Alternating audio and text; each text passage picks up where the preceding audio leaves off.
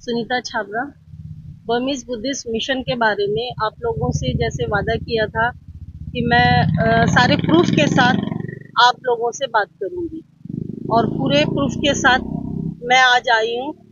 मैं सारे मीडिया बंधु को नमस्कार करती हूँ कि आप लोगों ने अपना टाइम निकाल के हमारे पास आए हैं। तो सबसे पहले मैं ये कहना चाह रही हूँ, जो फुंगीचों का मैटर जो आजकल इन दिनों सोशल मीडिया में काफ़ी चल रहा है कि जो हमारा मंदिर का कमेटी, अनऑथराइज्ड बिल्डिंग, इन सब बारे में आज हमें बात करनी है। तो इस विषय पे मैं एक एक बात आप लोगों को बताना चाह रही हूँ। तो मैं ये कहना चाह रही हूँ कि फुंगी चौक हमारा जो बर्मीज बुद्धिस्ट मिशन है, सबसे पहले ये बात कह रही हूँ कि हमारा मंदिर बिल्कुल ढह गया है, मंदिर ना के बराबर रहा है। तो आज के डेट पे वहाँ पे इतनी सारी बिल्डिंगें बन चुकी हैं, पूरी बस्ती बन चुकी है, लेकिन हमारा मंदिर आज भी वैसे का वैसा ही रहा, उल्टा और बहुत बुरी अवस्था में आ चुके हैं। तो मैं ये कहना चाह रही हूँ कि ये अवस्था आने का रीजन क्या है। इस अवस्था के रीजन के बारे में मैं बताना चाह रही हूँ कि लोगों ने अपनी सारी बिल्डिंगें और जमीन वहां पे चाहे सेल किया हो चाहे लीज पे किया हो। जो सो कॉल्ड कमेटी इस वक्त बर्मीज बुद्धिस्ट मिशन फुंगी चौक पोर्ट ब्लेयर, जो कि म्युनिसिपल से सिर्फ 200 मीटर की दूरी पे है, उस बारे में मैं बात करना चाह रही हूँ। तो मैं ये कहना चाह रही हूँ कि ये इतनी बड़ी बस्ती बसाया किसने, ये कमेटी बनाया किसने, और इस कमेटी का कर्ता धर्ता कौन है, और इसे अपॉइंट किसने किया है, इस कमेटी को बनाया किसने, और इसको मान्यता मिली कैसे। लोगों ने कहा कि ये आज आई है सुनीता और आज ये सारी चीजें कर रही है। मैं लोगों को ये बात बताना चाह रही हूँ कि ये लड़ाई मेरी माँ ने शुरू की थी। राजू है, ये भी प्योर बुद्धिस्ट है, इनके फादर ने शुरू की थी। आज हमारे पेरेंट्स रहे नहीं, ये हम लोग सबसे आखिरी जनरेशन है जो इस विषय पे बात कर रहे हैं, क्योंकि हमारे जनरेशन के बाद में इसके बाद इस मंदिर का कुछ होने का है नहीं। तो मैं ये कहना चाह रही हूँ, इस जनरेशन के बाद में कोई मंदिर के बारे में, मंदिर के विषय पे कोई भी बात करने को तैयार नहीं है, और हमारा मंदिर पूरी तरीके से ध्वस्त हो चुका है। आज हमारे मंदिर में पैर रखने की जगह नहीं है। जो हम बुद्धिस्ट हैं वो अपने मंदिर में जा नहीं सकते। वहाँ के जो लोग हैं, जो सो कॉल्ड कमेटी है, जिनका कोई अस्तित्व नहीं है, वो हमें वहां जाने से रोका जा रहा है। मैं ये कहना चाह रही हूँ कि मंदिर बनने के बाद ये मंदिर जिस तरीके के हालात हो गए हैं, और जिस तरीके से मंदिर के वहां पे जितनी बिल्डिंगें बन गए हैं, जो कमर्शियल एक्टिविटीज हो रहे हैं, वो किसके परमिशन से हो रहे हैं। हालांकि मैं ये बताना चाह रही हूँ कि ये फुंगी चौक का जो मंदिर है, इसकी कमेटी है 92 में। मैं वैसे कोई बात नहीं कर रही हूँ, आपको प्रूफ के साथ कह रही हूँ, इसके जीरोक्स भी मैं दे रही हूँ आपको। मैं ये दिखाना चाह रही हूँ, इस कमेटी को लेफ्टिनेंट गवर्नर ने बनाया था 92 में, आप देख लीजिएगा। और इसके संरक्षक जो इनका कर्ता धर्ता है वो डीसी है, चाहे वो कुर्सी है डीसी की, जो कि उनको मालूम होना चाहिए कि कौन सी कमेटी क्या काम कर रहे हैं। आज मंदिर के हालात इस तरीके से हो गए, घर इतने बन चुके हैं कि वहां अगर कभी आग भी लग जाए तो भागने की या बचने की कोई रास्ता नहीं है। तो मैं ये कहना चाह रही हूँ कि किसने परमिशन दी है कि इतने लोगों को वहां बसाने की, और ये सारे कमर्शियल एक्टिविटीज क्यों हो रहा है।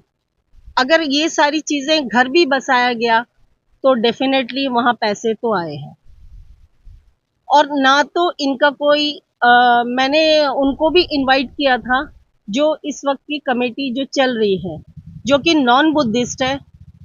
मुझे किसी जाति और किसी बिरादरी के बारे में बात नहीं करना है, बट जो लोग नॉन बुद्धिस्ट है वो आज के डेट पे सारे वहां पे बन चुके हैं, वहां के आला अधिकारी अपनी मर्जी से वो किसी को भी कमेटी में लाते हैं। फिलहाल लास्ट 2 साल पहले अभी कोई नया ट्रेजरर बना हुआ है जो कि साउथ इंडियन लड़का है, वो कोई भी बुद्धिस्ट नहीं है। तो उन्हें किसने ये परमिशन दी है? क्या उनका कोई भी मीटिंग पब्लिक के सामने आया गया है, न्यूज़पेपर में आया गया है, या हम जो मेरी मदर, राजू जी के मदर या उनके फादर जब जिंदा थे उन लोगों ने ये लड़ाइयाँ लड़ी थी? जब प्री 42 से पहले जब बर्मीज आज पोंगी चाव को 130 साल हो गए, एक मोर देन 130 साल हो चुके हैं। लेकिन उसके टाइम पे जो पेरेंट्स जो जिन्होंने इसकी लड़ाई लड़ी थी, क्या वो पेरेंट्स के बच्चे आज भी हम सब हैं? क्या हम लोगों से पूछा गया? क्या हम लोगों से पूछा गया? आप आप कह सकते हैं कि हम लोगों को पता भी नहीं कि ये क्या चीजें चल रही है। जब मैं 2012 से ये लड़ाई लड़ रही हूँ, कोई भी डिपार्टमेंट ने इस बात को सुनी नहीं। हालांकि ये कमेटी जो सबसे पहले बनाया था लेफ्टिनेंट गवर्नर ने, जो कि मैंने आपको पेपर के अकॉर्डिंग बताया गया है। और दूसरी बात यह है कि इससे पहले जो डीसी था मिस्टर आंची पक्का, उनको मैंने एक पूरी फाइल दी थी पोंगी चाव से रिलेटेड। तो जब मैं उनसे जाकर के ये बात कही थी मिस्टर आंची पक्का को कि सर कि जो पोंगी चाव है उसकी अवस्था बहुत खराब है और हमें जो है इनसे रिलेटेड बहुत सारी बातें आपसे करनी है, तो उन्होंने मुझे सिर्फ 1 मिनट में अपनी बात खत्म कर दी थी कि ठीक है मैं इस बारे में बात करता हूँ। तो आज तक उन्होंने बात नहीं की। मुझे नहीं पता कि डीसी ऑफिस में ये फाइल कहाँ गई है। आज के डेट पे वो फाइल का कोई भी अता पता नहीं है। उसके बाद अभी जो मैडम आई है उनको भी दी है, उन्होंने भी ये बात कही है कि मुझे ये नहीं समझ आता कि जितने भी डीसी ऑफिस के लोग हैं और जो भी डीसी आता है वो उनके संरक्षक है, क्योंकि हमारी बहुत छोटी कम्युनिटी है बुद्धिस्ट की। क्या वो चाहते हैं कि हम पूरे ऑल ओवर अंडमान के जितने भी बुद्धिस्ट हैं वहां यहाँ सबको लाके जमा करें और एक रैली निकालें? क्या एडमिनिस्ट्रेशन ये चाहता है कि एक और लड़ाई हम लड़े? जब इतनी बातें हो चुकी है तो मैं कहती हूँ कि हमारे पास सारे प्रूफ है, उसके बावजूद भी पोंगी चाव पे किसी का नजर नहीं पड़ रहा है। आज पोंगी चाव के अंदर में इतने घर हो चुके हैं जो कि इस घर को मतलब कभी ऊपर वाला ना कहे कि आग लग जाए तो निकलना मुश्किल है। और मैं कमेटी की बात कर रही हूँ, ये कमेटी किससे पूछ के बनाई गई है? ये नॉन बुद्धिस्ट कमेटी है। और इस कमेटी में मैं एक बात कहना चाह रही हूँ, जब मैं कमेटी की बात करती हूँ तो ये सारा मुद्दा जो है लड़ाई झगड़ों में खत्म हो जाता है। आज से 4 साल पहले 4 साल हो गए 5 साल पहले हम एक कमेटी के बारे में और इतने सारे घर जो बने हैं उसके बारे में पोंगी चाव में एक मीटिंग करने गई थी, तो उससे कंप्लीट होने नहीं दिया गया। लड़ाई झगड़ा करके उस मुद्दे को वहीं खत्म कर दिया, हमारी बात पूरी होने नहीं दी। और आज हम लोग यहाँ जमा हो करके अपने मंदिर के कमेटी के बारे में हम किसी और जगह बात कर रहे हैं, ये बड़ी अफसोस की बात है। और इस मुद्दे पे मैं ये कहना चाह रही हूँ कि जितने भी कमेटी के लोग हैं इसमें से एक भी बुद्धिस्ट हो तो हमें बताइए कि हम कुछ गलत स्टेटमेंट दे रहे हैं।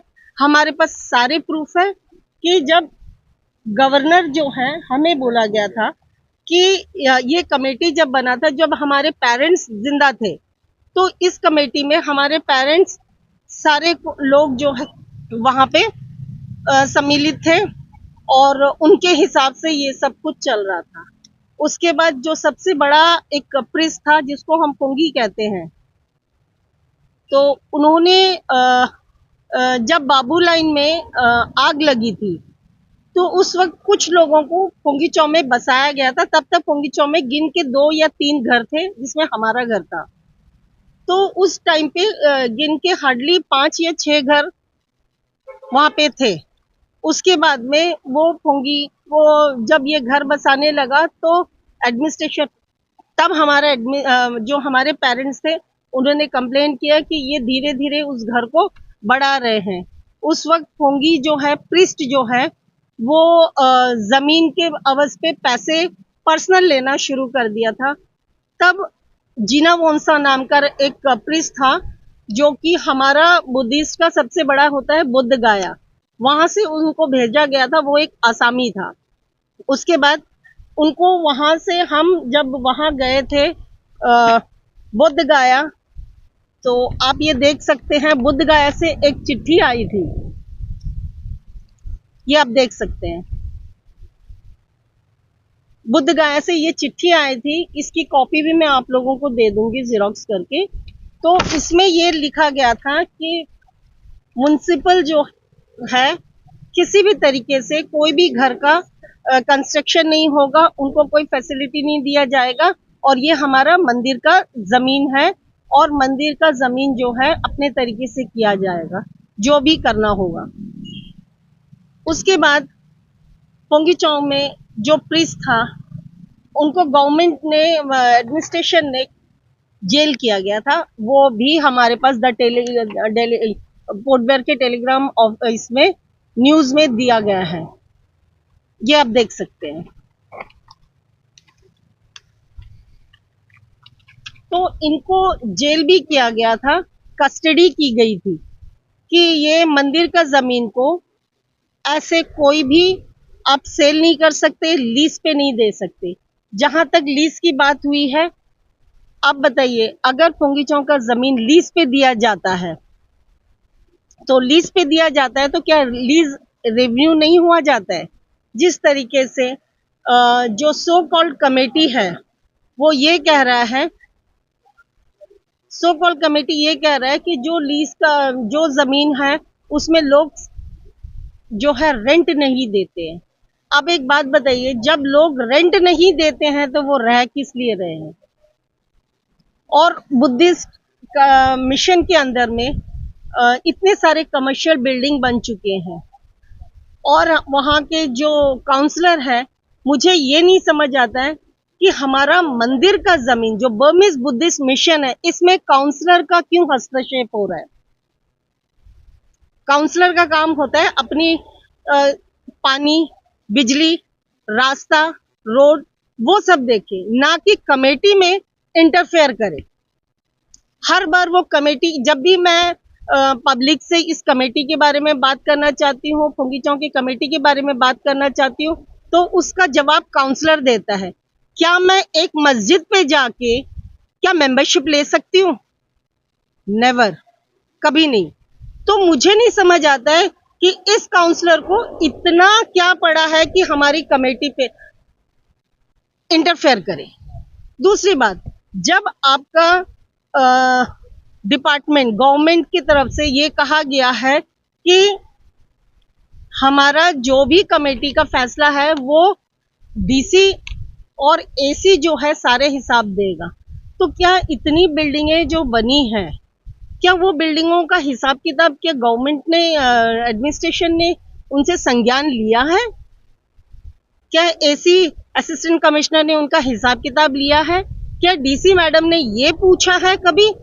डीसी मैडम के पास वैसे भी टाइम नहीं होता है, मुझे नहीं पता उनका प्रॉब्लम क्या है।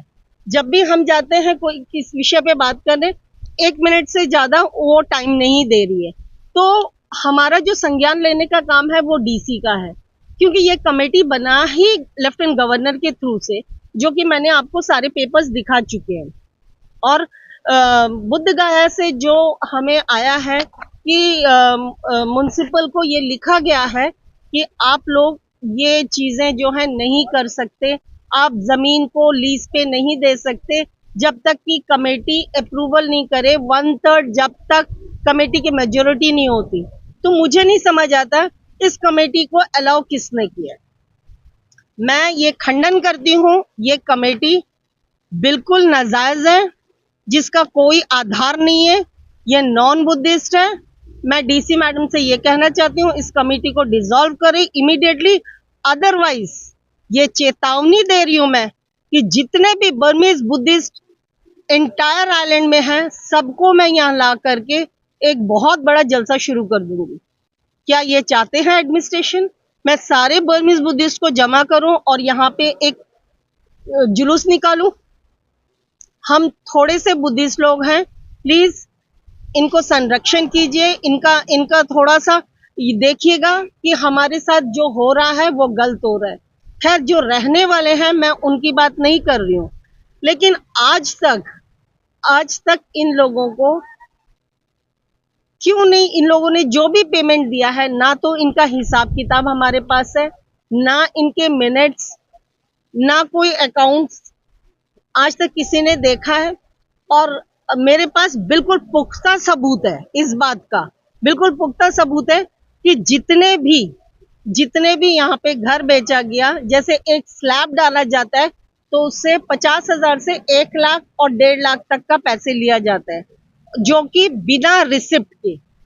और जितना रेंट आता है वो रेंट कहाँ गया?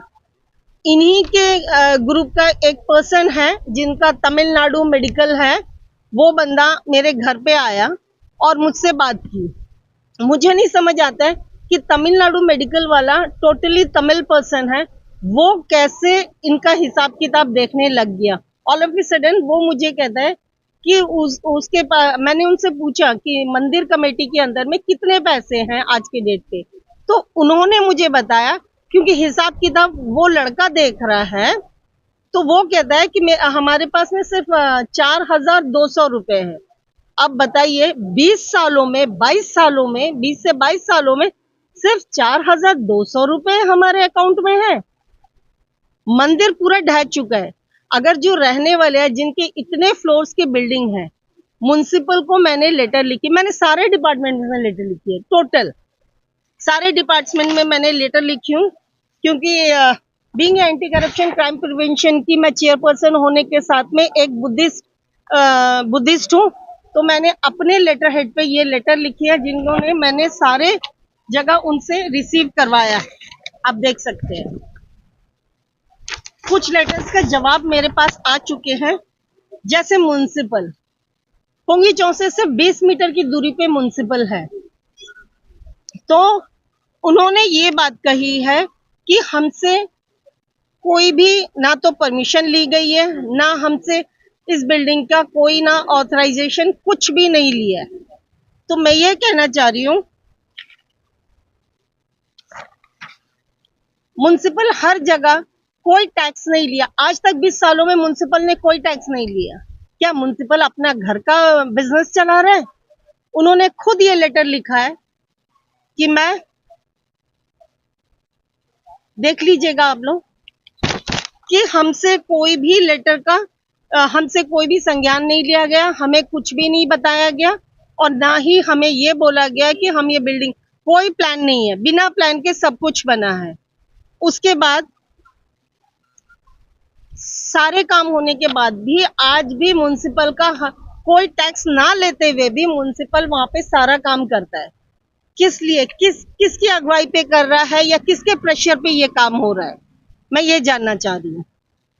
जब मंदिर नहीं बना, मंदिर कमेटी फेक है, ये मैं दावे के साथ कहती हूँ, तो इसका सारे मैंने आपको प्रूफ भी दे दिया। उसके बाद भी अगर ये कहे कि ये म्युनिसिपल का तरफ से ये कहते हैं कि नहीं, हमने कोई भी परमिशन नहीं दी गई, तो फिर ऐसे बिल्डिंग बने कैसे? इसमें कमर्शियल काम कैसे एक्टिविटीज हो रहे हैं?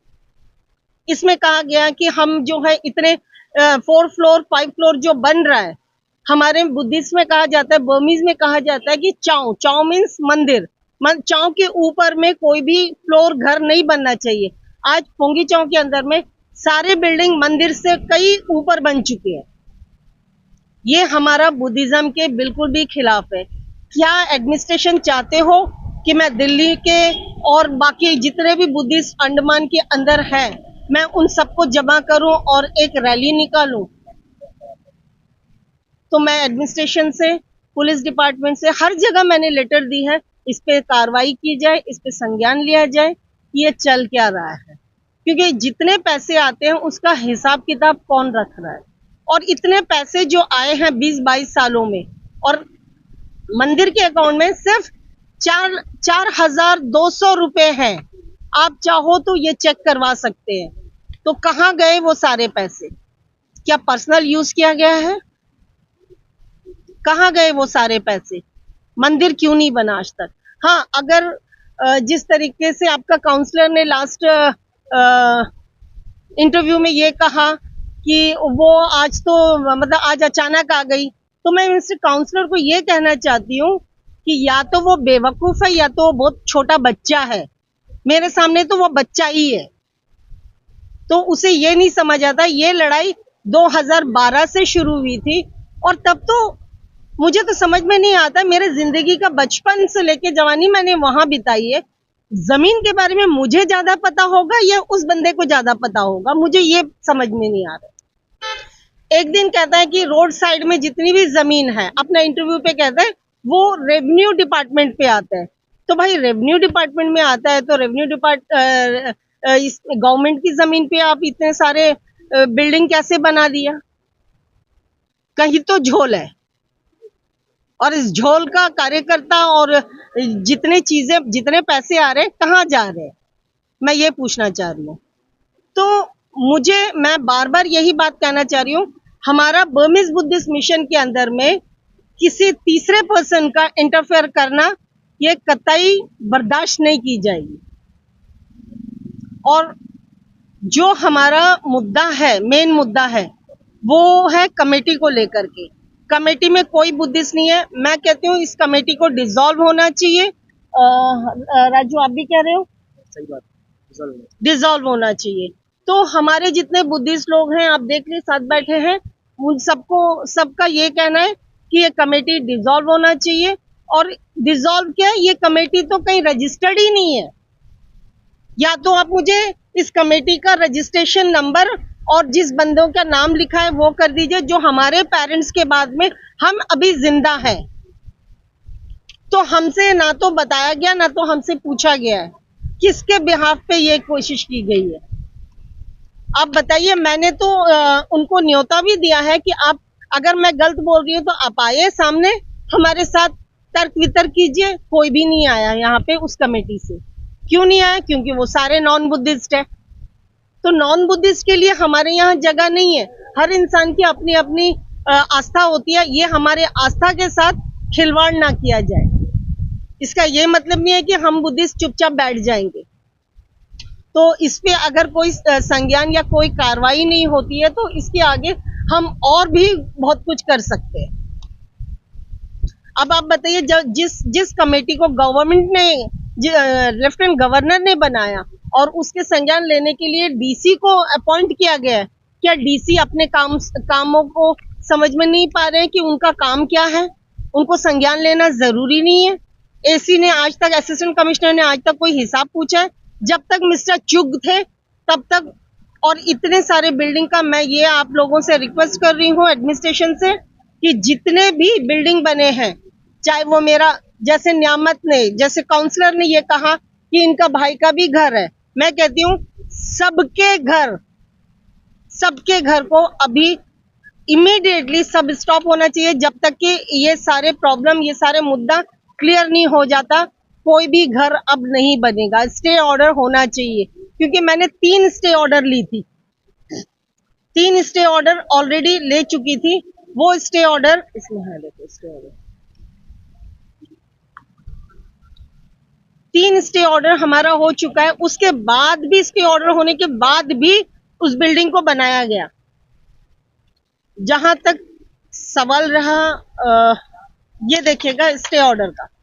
हाँ, 92 में जैसे कि उनका सेक्रेटरी जो है, उन्होंने ये कहा था कि 92 से कोई भी प्रॉपर्टी सेल नहीं हुई है।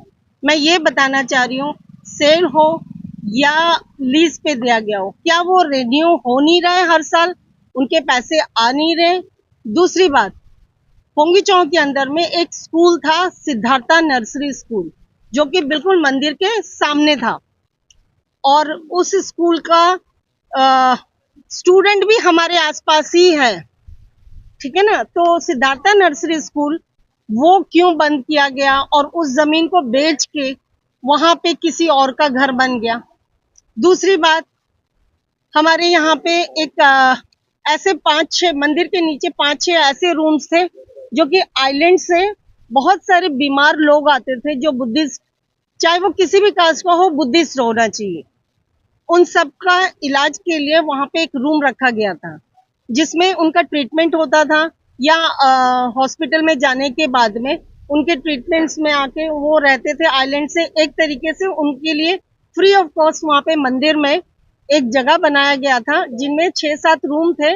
जो भी घर के वहां के लोग आते थे आइलैंड से, वो वहां रहते थे। वो आज बंद है, वो सब बंद करके ये सारे रूम्स रेंट पे दिया गया। किसके भरोसे दिया गया? ये जितने भी मददगार वाला प्रोग्राम था इन्होंने सब बंद कर दिया। ये किसके भरोसे किया गया है और किससे पूछ कर किया गया है?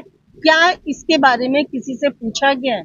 जो लोग बाहर से आते थे, कई लोग होते हैं जो पैसे खर्च नहीं कर पाते हैं अपने इलाज के दौरान, तो उनको रहने के लिए वहां जगह बनाया गया था पुंगीचौ में, बर्बिस बुद्धिस्ट मिशन में बुद्धिस्टों के लिए। तो किस लिए वो बंद किया गया है? और आज के डेट पे इतनी कमर्शियल एक्टिविटीज हो रही हैं, वो जितनी भी कमर्शियल एक्टिविटीज हो रही है, क्या ये कमर्शियल उनको प्लान मिला गया है या कमर्शियल किया गया है? जैसे वहाँ होटल है, अगर आप लोगों को लगता है कि वो मंदिर का जमीन नहीं है तो आप उनके जो भी जमीन है उसके आप सारा कुछ हिसाब किताब करवा सकते हैं, या उसके जितने भी प्रॉपर्टी के ये जितने भी हिसाब किताब है वो आप देख सकते हैं। तो ये नहीं कह सकते कि आप मंदिर के अंदर में जितनी भी सुविधा थी वो सब कुछ खत्म किया गया। एक गवर्नमेंट से रजिस्टर्ड स्कूल को ही उड़ा दिया गया, ये बहुत बड़ी बात है। क्या इसके बारे में किसी ने कुछ पूछा है? वो स्कूल कहाँ गया? वो तो रजिस्टर्ड गवर्नमेंट के अंडर रजिस्टर्ड था, सिद्धार्था नर्सरी स्कूल, वो कहाँ गया? तो इस बारे में मैं पूछना चाह रही हूँ सरकार से कि आप इसके जो भी स्कूल के बारे में बातें में जो बोल रही हूँ उस पे आप थोड़ा सा दखलंदाजी कीजिए और पता कीजिए। वहां पे एक स्कूल था और उसमें जितने भी प्रीस्ट हैं वो पढ़ाते थे। एक सब्जेक्ट हमारा बुद्धिज्म के होता था तो वो पढ़ाते थे, बाकी नॉर्मल क्लासेस होते थे वो चलता था। उसे क्यों बंद किया गया? तो आप लोगों से मैं ये कहना चाह रही हूँ कि जितने भी वहाँ पे बिल्डिंग्स बनी है, जितने भी अनऑथराइज बिल्डिंग बना है, वो सब स्टे होना चाहिए। क्योंकि 2017 में भी हमारे पास स्टे ऑर्डर था और 2012 में भी स्टे ऑर्डर था। उसके बाद भी अब मैं चाहती हूँ कि जितनी बिल्डिंगें अब बनी हुई है वो सब स्टे होना चाहिए जब तक कि हमारा ये प्रोग्राम और इनसे रिलेटेड इंक्वायरी ना हो जाए। तो प्लीज इनका बंद करना चाहिए। अभी कोई भी लीगल एक्टिविटीज नहीं होना चाहिए, नई बिल्डिंग्स बनना नहीं चाहिए। और जितने पैसे हैं, मैं गवर्नमेंट से ये दरख्वास्त करती हूँ कि इतने सालों का 92 से जिस तरीके से उन्होंने 92 या 96 की बातें की हैं, उस सबका मिनट्स ऑफ मीटिंग का हिसाब किताब और उनके पेमेंट्स का हिसाब किताब होना चाहिए। जब तक ये हिसाब किताब नहीं होगा, नई नई बिल्डिंग ना बनेंगी। जो बन रही है वो भी अब कंप्लीट नहीं होनी चाहिए जब तक कि हमारा ये मुद्दा क्लियर नहीं हो जाता। और आप जो भी चाहे मुझसे सवाल कर सकते हैं। मैंने अपने लास्ट इंटरव्यू में ये भी बात कही थी कि अगर पोंगीचौ जैसे जगह में आग लग जाए, क्योंकि वहां 2 से 1 इंच की जगह नहीं छोड़ी गई है, इतने कंजेस्टेड बन गए, कोई उनका कोई ये नहीं था, कोई प्लान नहीं था, बिना प्लान के जितनी बिल्डिंग्स बनी है। तो मैंने ये भी कही थी कि कभी आग लग जाए तो कोई बंदा बचने का कोई सीन नहीं है, किसी का घर बचने का नहीं है। तो हाल ही में 2 दिन पहले अभी सोशल मीडिया पे ये वायरल हो रहा है कि वहां पे बहुत सारे पाइपलाइन बिछाया गया है। दो दिन पहले ये वायरल हुआ कि पाइपलाइन बिछाया गया है। ये सिर्फ मेरे कहने के बाद ही पाइपलाइन बिछाया गया, उनसे पहले उनको ये बात का समझ नहीं था कि हमें ये पाइपलाइन जो है पहले बिछाना चाहिए, या ये बिल्डिंग बनाने से पहले उनको जगह समझना चाहिए कि कौन सी जगह में घर बनना चाहिए और कितने किलोमीटर के दूर या कितने मीटर्स के दूर में डिस्टेंस है, वहां एक फायर ब्रिगेड की गाड़ी नहीं जा सकती, एक फायर ब्रिगेड की गाड़ी नहीं जा सकती। और जहां तक रहने वाले वहां के लोग हैं, मैं उनसे ये कह रही हूँ, आप आए सामने, सच बताएं कि उन्होंने कितने पैसे दिए हैं। और अगर ये बात सच्चाई सामने नहीं आ रहा है, मैं बार बार इस बात को एंड तक मैं बोलती रहूंगी कि जितने इनलीगल कंस्ट्रक्शन है या तो डेमोलिश हो जाए या गवर्नमेंट उसको खाली किया जाए, क्योंकि मुझे उनसे रहने वालों से दिक्कत नहीं है, लेकिन वो सच बताएं कि हमने इतने पैसे दिए। क्योंकि इनका काउंसलर कहता है और इनका सेक्रेटरी कहता है कि हमें कोई पैसे नहीं मिले। क्या यह सच है?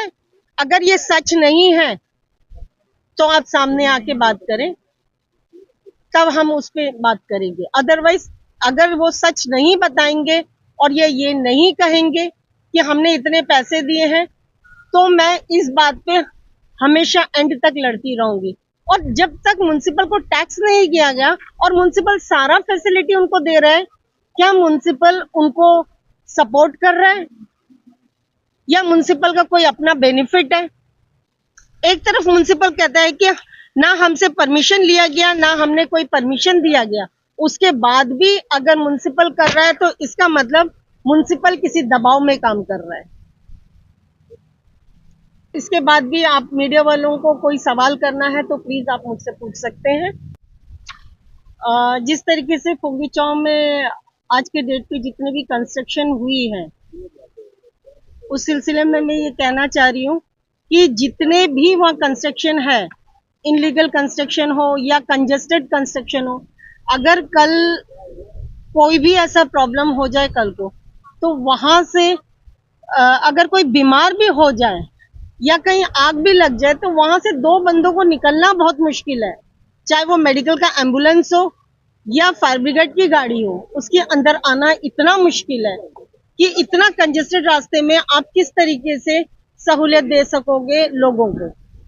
तो ये चीजें इन्होंने ये सोचा नहीं, बस जमीन को देना है और उससे पैसे कमाना है, इसके अलावा इनके पास कोई मुद्दा नहीं है सोचने का। तो वो जहां तक पैसे की बात रही है, तो ये हिसाब तो हमें चाहिए, चाहे वो एडमिनिस्ट्रेशन के थ्रू आए, चाहे ये कमेटी आए, तो ये हमें हिसाब चाहिए। और जब तक ये हिसाब किताब नहीं होगा, ना तो मंदिर को दोबारा रिनोवेट किया जाएगा, ना इस कमेटी को हम दोबारा एक्सेप्ट किया जाएगा। तो मैं डीसी मैडम से ये कहना चाह रही हूँ कि आप इसके संज्ञान लें। आप लोग मुझसे सवाल कर सकते हैं। आखिरी जो है आपने ये तमाम बातें कही है कि कैसे वायलेशन हुए हैं, यहाँ पे कमेटी की मान्यता किसने दी है।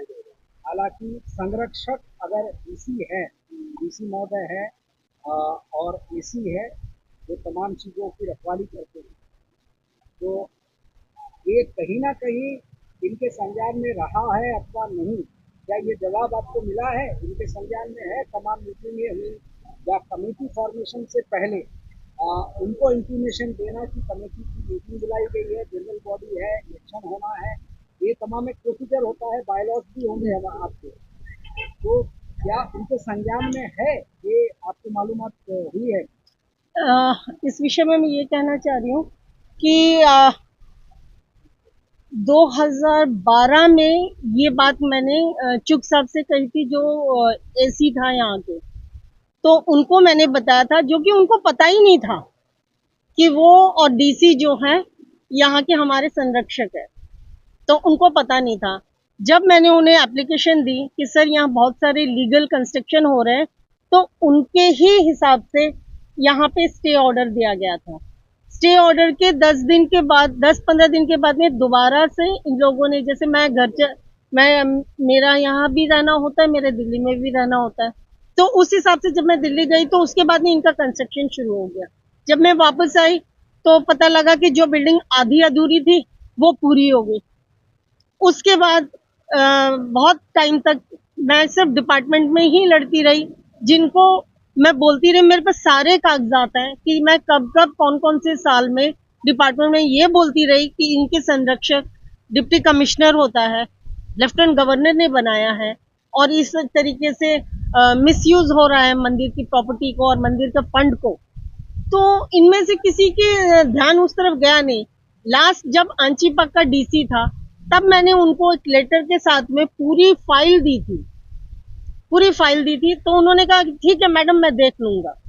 उसके बाद उन्होंने ना तो कोई जवाब दिया, ना उस फाइल का आज तक पता नहीं है। चलिए, ये भी मैडम आपकी बात को समझ रहे हैं, और ये जवाब भी आप दीजिए। सवाल हमारा है कि अभी जो बुद्धिस्ट यहाँ के बासिंदे हैं, परिवार वाले हैं, जो अभी इस वक्त में यहाँ मौजूद है अंडमान निकोबार में, और खास करके ये बुद्धिस्ट जो टेम्पल है फंक्शन, अब उसकी संरक्षण, और आप इस वक्त क्या चाह रही है, वह लोग जो बसे हुए हैं बरसों से, अब क्या इनको हटाने का है, या फिर आप क्या चाह रही है, ये जरा साफ करेंगे।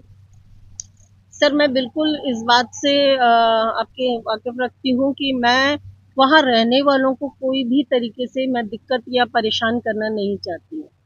तो जितने भी लोग वहाँ रहते हैं, मैं उनको किसी को परेशान करना नहीं चाहती हूँ। बस ये इतना ज़रूर चाहती हूँ कि जितने भी वहाँ लोग रहते हैं, वो सबसे पहले जिस जगह रहते हैं, उनको ये सोचना चाहिए कि हम मंदिर की प्रॉपर्टी पे रह रहे हैं, ये कोई उनका अपना प्रॉपर्टी है नहीं। और जो लीज पे दिया गया है या रेंट पे दिया गया है या सेल किया गया है, उनको ये नहीं समझना चाहिए कि ये इनकी अपनी प्रॉपर्टी है।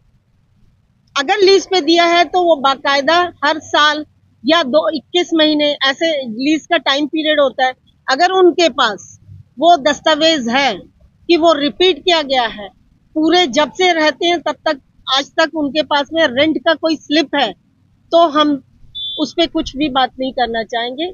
जो एक्सेप्ट होगा वो गवर्नमेंट की तरफ से हम एक्सेप्ट करेंगे। बट जिन्होंने कोई भी पैसे नहीं दिए हो और उसके बाद भी वो रह रहे हैं, डेफिनेटली मैं उस पर कार्रवाई करने के लिए तैयार हूँ, और मैं आखिरी दम तक करती रहूंगी। और जितने कमर्शियल बिल्डिंग बने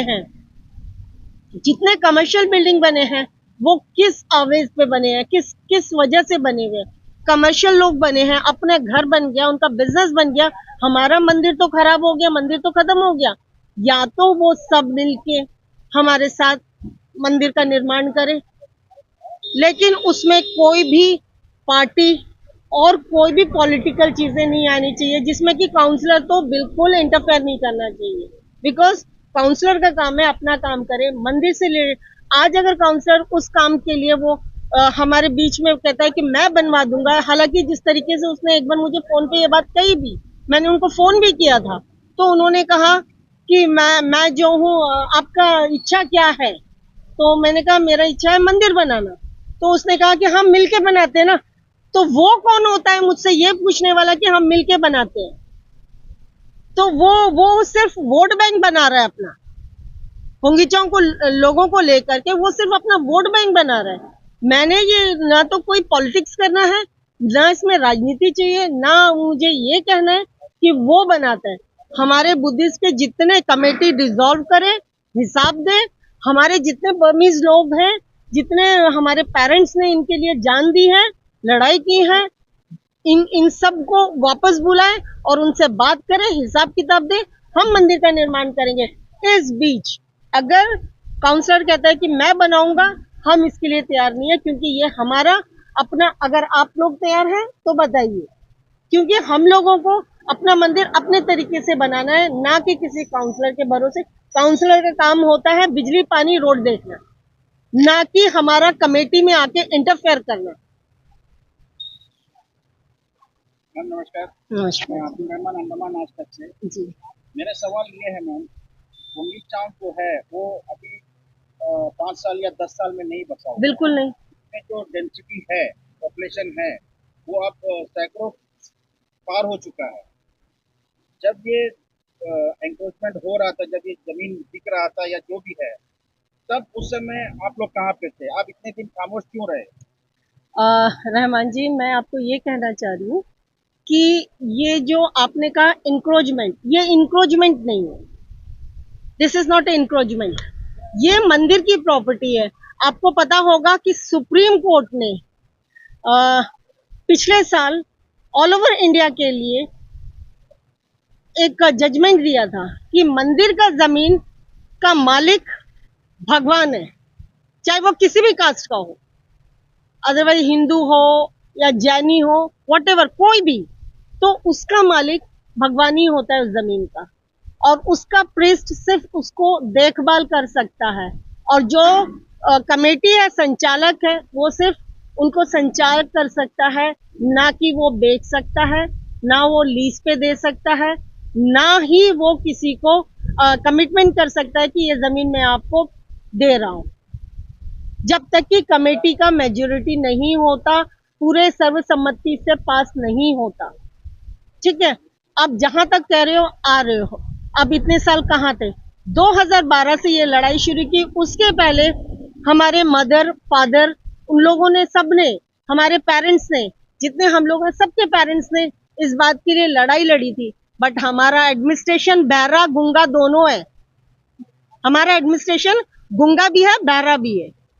उनको समझ में नहीं आता कि हमारी छोटी सी कम्युनिटी है, कि इनको, हालांकि उनको इनका संरक्षण बनाया गया है, बट उन्होंने अपना काम सही तरीके से नहीं किया। मैं लिखती रही, बट इन लोगों को कभी ये फर्क नहीं पड़ा कि इस पे कोई संज्ञान ले।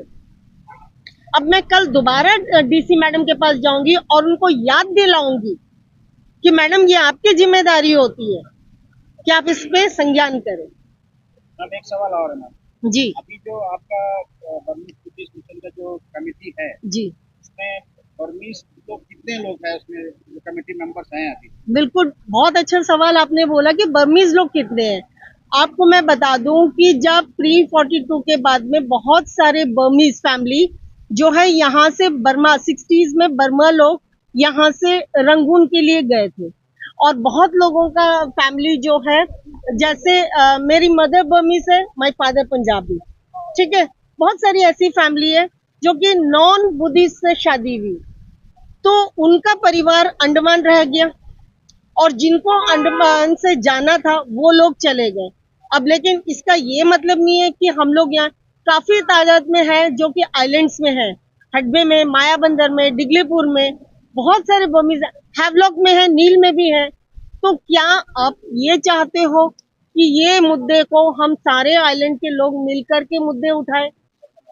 हाँ, बर्मा नाला में भी लोग हैं, मतलब काफी है। ये सब देखिए बर्मीज नाम से है, मेमियो एक बर्मीज बुद्धिस्ट का जगह है। जितने आपको ये बर्मीज नाम दिख रहे हैं, अब ये सब सोचिए कि उस टाइम पे यहाँ बर्मीज की तादाद कितने हैं। आज यहाँ जितने लोकल दिख रहे हैं, ये बर्मीज के बाद आए हैं। देखा जाए तो ये आइलैंड बर्मीज लोगों का है, उसके बाद भी आज हमारी अपनी कोई पहचान इन लोगों ने खत्म कर दिया हमारा मंदिर को। आज ये मेमियो में क्यों नहीं पैर रख रहे, मायाबंदर में क्यों नहीं पैर रख रहे? क्योंकि इनकी हिम्मत नहीं हो रही है। कोई इनलीगल कंस्ट्रक्शन हमारा आज तक मेमियो में नहीं हुआ। और प्रीस्ट की बात जहां तक रही है, मैं रहमान जी आपको बताना चाह रही हूँ कि सबसे पहला प्रीस्ट हमारा जो मेन होता है बुद्ध गाया से जो भी प्रीस्ट आया था, सबसे पहला जीना वोंसा जो आसामी था, उसके बाद एक और था जनप्रिया अरुणाचल का था। अब जो आया है ये छोटे छोटे उम्र के आते हैं, इनको कोई नॉलेज होता नहीं है आइलैंड में क्या चलता है। इन्होंने कभी मायाबंदर नहीं गया, इन्होंने कभी, और वो न्यूज में जैसे कह रहे हैं कि इन्होंने यहाँ पे नहीं आया है मंदिर में। मैं आपको उसके सारे फोटोग्राफ्स और एविडेंस दे दूंगी कि हम लोग शुरू बुलाते थे, जब इनको लगा कि हम इनको इनके बारे में पूछ रहे हैं, पोंगीचों के बारे में क्या चल रहा है, तो इन्होंने जो सो कॉल कमेटी जो साउथ इंडियन रवि ने किया है, रवि की थोड़ी सी हिस्ट्री मैंने पहले भी बताई थी। वो जो है एक कुक था। कुक कैसे बन सकता है? किसी ने कहा कि जब चाय वाला ये बन सकता है, पीएम बन सकता है, तो कुक क्यों नहीं सेक्रेटरी बन सकता है? ये बात मुझे किसी ने पूछी। बिल्कुल बन सकता है, बाकायदा उसको बुद्धिस्ट होना चाहिए। वो बुद्धिस्ट नहीं है। अभी मैं एक बुद्धिस्ट हूँ, आप एक मुसलमान हैं, आप कोई एक दूसरे जाति के हैं, क्या हम आपके जाति पे जाके क्या किसी जगह आकर के उसके कमेटी पे इंटरफेयर कर सकते हैं? आप बताइए। नहीं कर सकते ना, नहीं कर सकते ना। तो ये क्यों हमारी कमेटी में आके इंटरफेयर कर रहा है? किसने इसे परमिशन दी है? मेरे सवाल का जवाब नहीं मिला मैम। आप बताइए सर। में कितने लोग परमिट हैं? बिल्कुल भी नहीं है, मेरे ख्याल से एक है, मैम। सिर्फ एक फैमिली है, मुझे भी नहीं पता। वो मेंबर है राजू, वो राजू है ना नाम का, वो मेंबर है या किसी पोजीशन को होल्ड करता है। सबके सब साउथ इंडियन है। सवाल यही है मैडम, आप लोग इतने लोग हैं, आपका कमेटी है जी, और आपके कमेटी में आपके लोग ही नहीं है जी, क्या वजह है मैम? क्यों दूर क्यों है कमेटी? हम दूर नहीं है, हमें कभी बताया नहीं जाता और जब हम पूछते हैं तो वहां पे एक ऐसा माहौल क्रिएट किया जाता है। अब लास्ट टाइम हम मीटिंग में बात करने गए कि हमारे बुद्धिस्टों को क्यों नहीं लिया गया, हमारी गाड़ी खराब कर दी गई, हमसे झगड़ा किया गया। वो बात कभी वो मीटिंग कंप्लीट होने नहीं दे रहा है, उसमें श्रेय जाता है आपका काउंसलर को।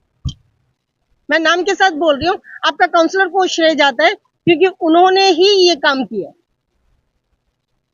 अब बताइए, जब हमारे आज मुझे अपना मंदिर छोड़ करके एक पब्लिक प्लेस में ये प्रेस कॉन्फ्रेंस करने का हमारा मुद्दा क्या है?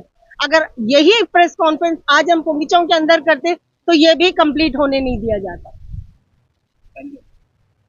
तो हमारे इसमें बुद्धिस्ट कोई है ही नहीं। और कोई क्वेश्चन? यस मैडम, ऐसा है कि अभी आपने कुछ समय पहले ही स्टेटमेंट किया था कि जिनके पास वहाँ पर कोई डॉक्यूमेंटेशन नहीं है आप उनके खिलाफ कार्रवाई करेंगी। बिल्कुल करूंगी। हालांकि जब उन्होंने घर बनाया तो आपका ये, इसका कहने का मतलब ये है कि आप उनका घर तुड़वाना चाह रही हैं? नहीं, मैं किसी का घर नहीं तुड़वाना चाह रही हूँ, बट मैं ये जरूर चाह रही हूँ कि जितने भी पैसे उन्होंने दिया है, क्योंकि वहां पे एक ऐसा माहौल हो गया ना, जैसे एक गुंडागिर्दी वाला माहौल हो गया। ऐसे लग रहा है कि अगर मैं बताऊंगा तो मैं मार दूंगा, क्योंकि मेरे पास उसका पुख्ता सबूत है मेरे फोन पे। जहां जरूरत होगी मैं उसको जरूर प्रोवाइड कराऊंगी डिपार्टमेंट को। वहां के बंदे कहते हैं कि हमने इतने पैसे दिए हैं, लेकिन हम सामने आके बोल नहीं सकते, बिकॉज अगर बोलेंगे तो हमारा रहना मुश्किल हो जाएगा। मेरे पास पुख्ता सबूत है, 100% पुख्ता सबूत है, और मुझे किसी का घर तोड़वाने से क्या मिलेगा? वहां रहने वाले लोगों से मेरा कोई आपत्ति नहीं है या मेरी कोई दुश्मनी नहीं है, बट ये है जो रहने वाले हैं उनको मैं ये कहना चाहती हूँ, जब आपको सुविधा मिल रही है डिपार्टमेंट से, म्युनिसिपल से, सब जगह से सुविधा मिल रही है, तो आप मंदिर को कंस्ट्रक्शन में क्यों नहीं हमारी मदद करते? तो आपका मेन उद्देश्य क्या है? मेरा मेन उद्देश्य हमारा मंदिर जैसा था वैसे बनना है, जो कि जितना बड़ा उन लोगों ने अपना फ्लोर बनाया है, क्योंकि हमारे बर्मीज में ये कहा जाता है कि मंदिर जो है बिल्डिंग से ऊपर होना चाहिए, बिल्डिंग जो है मंदिर से ऊपर नहीं होना चाहिए। ये हमारा गुंबद जो होता है, ये हमारा बर्मीज में कहा गया है, बरगोड़ा पगोड़ा जो है हमेशा घर से ऊपर होना चाहिए। अगर जितने बड़ा घर बना है, या तो वो ऊपर उस घर से ऊपर बनाए, वरना मैं कार्रवाई बराबर करूंगी, मेरे आखिरी सांस तक मैं लड़ती रहूंगी इस बारे में। तो इसका निवारण कैसे निकलेगा? ये तो वहाँ के लोगों की दिक्कत तो है नहीं। हाँ, तो ये लोगों का दिक्कत नहीं है, लोगों के साथ बैठ के बात करना चाहिए हमें, क्योंकि लोगों का दिमाग में ये है, जब भी मैं वहां किसी वजह से या इनसे बात करने जाऊं तो ये पब्लिसिटी किया जाता है कि वो सुनीता छबरा आ रही है, सबका बिल्डिंग तोड़वाने आ रहे हैं। मुझ पे ऐसे बदनामी का इल्जाम लगाया गया, हालांकि ऐसा कुछ भी नहीं है। मैडम, ये तो पिछले एक इंटरव्यू में जहाँ न्यामत जी थे तो वहाँ पर उन्होंने ये भी बताया था, उसके बाद लेडी थी, उन्होंने बताया था कि आपको पिछले बार आप मीटिंग करने गए थे तो आपको वहाँ से मार के भगाया भी था। मुझे नहीं लगता अंडमान में किसी के अंदर इतने दम है जो ये बात करे। शायद आपने भी देखा होगा वो इंटरव्यू। हाँ, वो जो लोग थे, मैं उनके बारे में ये बता दूं, और उनका पूरा लिस्ट मैंने दिया, जो बंदे इन काउंसलर ने खड़ा कर रखा। एक पोक्सो केस में था, एक रवि का बेटा था, और वो लेडी शराब बिक्री करने वाली थी। ये कंफर्म है, अगर मैं झूठ बोलूं तो आप अबरडीन थाना में जो भी SHO है, मैं आपको केस नंबर दे देती हूँ, आप पता कर लीजिए। अरे आदमी खड़ा करे तो ऐसे आदमी को खड़ा करो ना जिसपे कोई लांछन ना हो। आप ये बताएं, ये अब मैं इतनी छोटी सी बात के लिए उनसे ये लड़ने तो नहीं जाऊंगी। लेकिन म्यूनिसिपल को आपने पत्र लिखा, जवाब म्यूनिसिपल ने क्या दिया इस संदर्भ में? मैंने सर बताया जरा है, बताएं। मैंने म्युनिसिपल को जब पत्र लिखा था तो म्युनिसिपल ने मुझे यही जवाब दिया। म्युनिसिपल का पेपर निकालना, म्युनिसिपल ने मुझे ये जवाब दिया है, मैं आपको दिखाना चाह रही हूँ। ना तो उन्होंने कोई एक और लेटर भी उनके पास गया हुआ है कि कितने 92 में कितने घर थे और आज कितने घर है। उस टाइम पे घर जो है 200 के अराउंड, और आज जो है 500, 497, 500 क्रॉस है। तो और रवि का ये कहना है, रवि जो सो कॉल कमेटी का सेक्रेटरी बोल रहा है, जो हमारा वहां का कुक था, वो कहता है कि हमने 92 के बाद में कोई जमीन 1 इंच बेचा नहीं। तो अपने बाबा का घर से तो लाया नहीं था जमीन बेचने के लिए, है ना। तो अपने घर से लाया नहीं था मंदिर का जमीन को बेचने के लिए या लीज पे देने के लिए।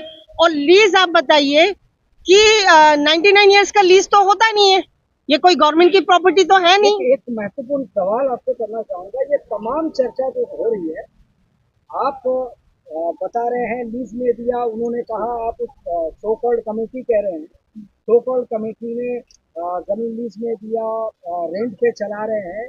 लेकिन अगर कानूनी नजर से देखा जाए तो कानून ये कहता है कि जिस कमेटी को मान्यता ही नहीं है, किसी ने अप्रूवल अगर नहीं दिया हुआ, तो वो दान भी करे तो भी उसके अधिकार क्षेत्र में नहीं है। बिल्कुल नहीं है, क्योंकि अगर वो अनाज दान कर रहा हो तब भी उससे कोर्ट ये जरूर पूछेगा कि भाई किस अधिकार से आप उनके प्रॉपर्टी से अनाज दान कर रहे हैं। बिल्कुल सही। वो अच्छा किया हो या गलत किया हो, क्या आप इस पे क्या कहेंगे कि अगर आप बोल रहे हैं कमेटी को मान्यता दी गई नहीं दी गई संशय है और ये सो कॉल्ड कमेटी है, तो इन्होंने जो भी किया वो तो सब के सब गलत ही है।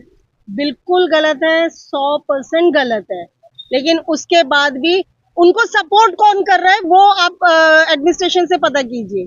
जब अभी फिलहाल कुछ मेरे लेटर के बाद कुछ इंक्वायरी हुई है। आपने डीसी को संज्ञान में लाया और साथ में आपने पूछा क्या कि ये उनको वैधानिक मान्यता दी गई थी अथवा नहीं दी गई थी, और आपके संज्ञान में है अथवा नहीं है?